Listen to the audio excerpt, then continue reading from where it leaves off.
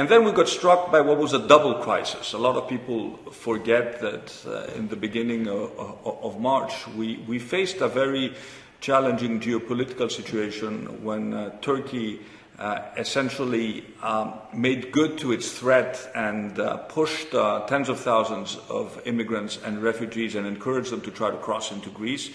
I remember that weekend. It was a very challenging weekend when we basically said that we have to close our borders.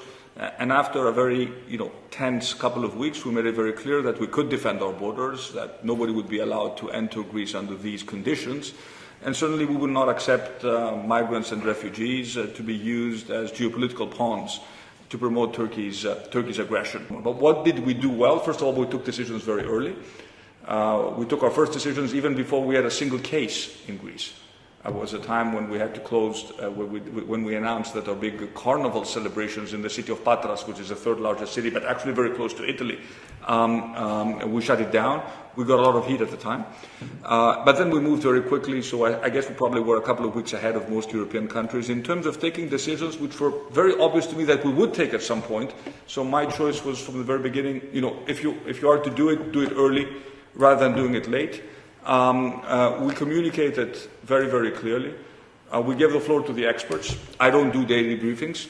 Our chief medical scientist does the daily briefings with our civil protection chief. I've addressed the nation numerous times, 7 times, in direct addresses to explain what exactly it was that we were doing. We said from the very beginning that we want to build trust.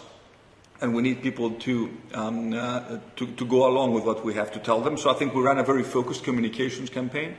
And of course, we used the time to strengthen our healthcare system, which we inherited in a relatively weak state. So we've added lots of intensive care beds and lots of regular COVID beds. We didn't even come close to reaching our full capacity in our hospitals. Our plan is to be open for business by July 1st. It's going to be a gradual process. If things go according to plan, we will be open July 1st with a protocol that is going to be that's going to make common sense not only for the people who want to travel, but also for our tourism industry. It's we want a bigger market share from a much smaller pie. The tourism pie, the European tourism pie, is going to be much smaller. We want a bigger market share this summer.